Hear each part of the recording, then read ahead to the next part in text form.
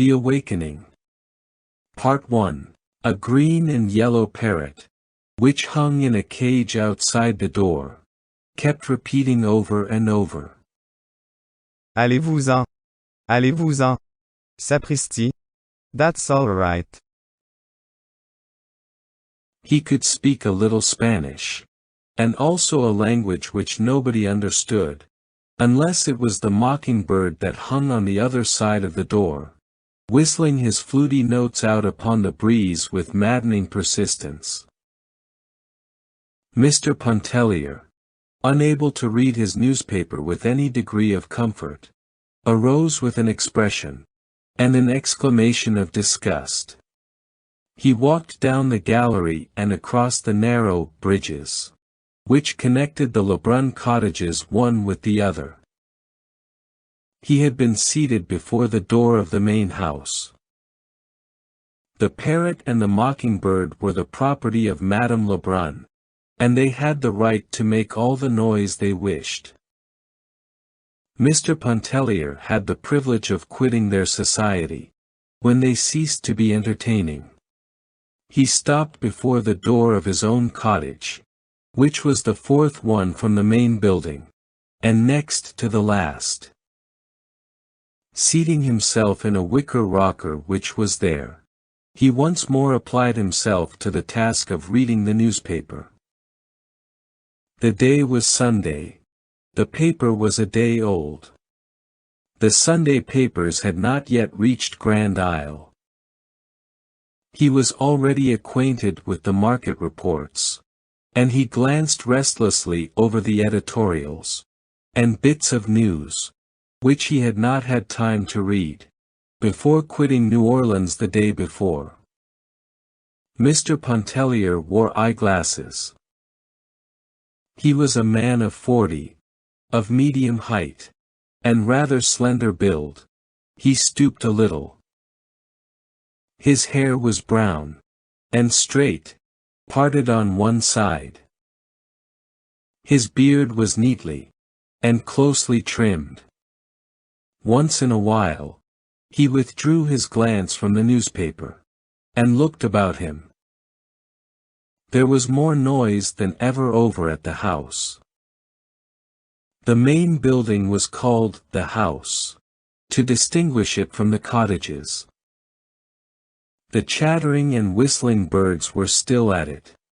2 young girls, the Farival twins, were playing a duet from Zampa upon the piano.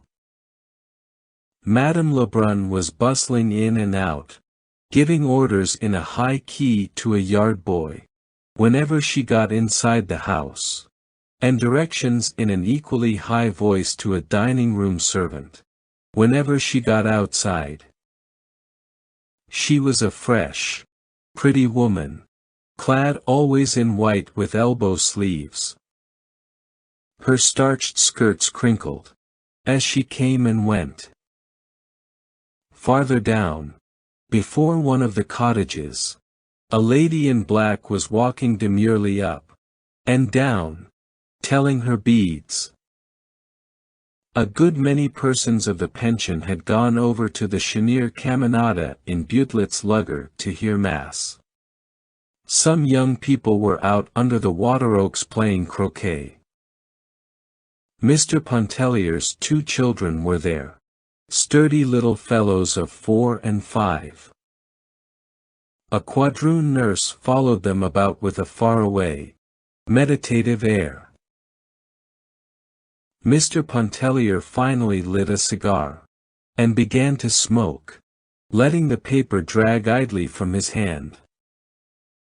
He fixed his gaze upon a white sunshade that was advancing at snail's pace from the beach.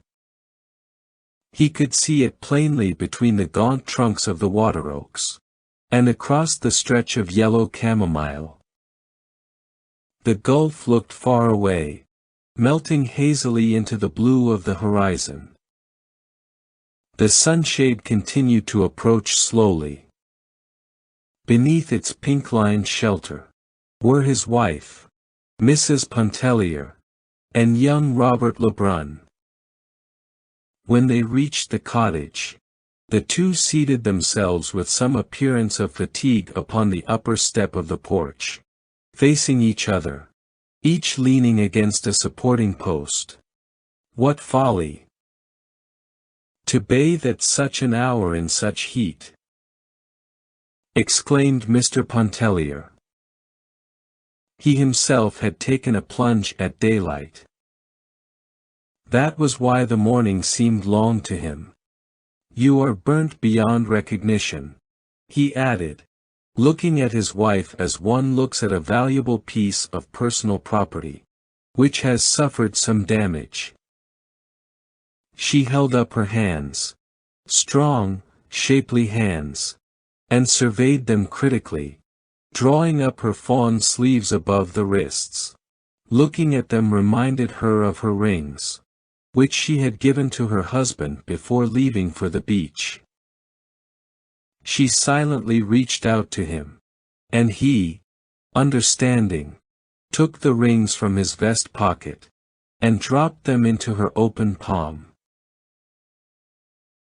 She slipped them upon her fingers, then clasping her knees, she looked across at Robert, and began to laugh. The rings sparkled upon her fingers. He sent back an answering smile. "What is it?" asked Pontellier, looking lazily, and amused from one to the other. It was some utter nonsense, some adventure out there in the water, and they both tried to relate it at once.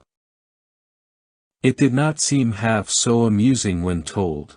They realized this. And so did Mr. Pontellier. He yawned and stretched himself. Then he got up, saying he had half a mind to go over to Klein's hotel, and play a game of billiards.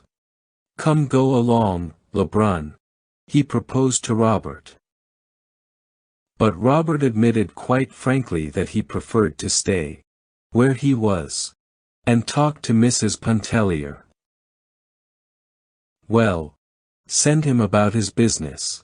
When he bores you, Edna," instructed her husband, as he prepared to leave.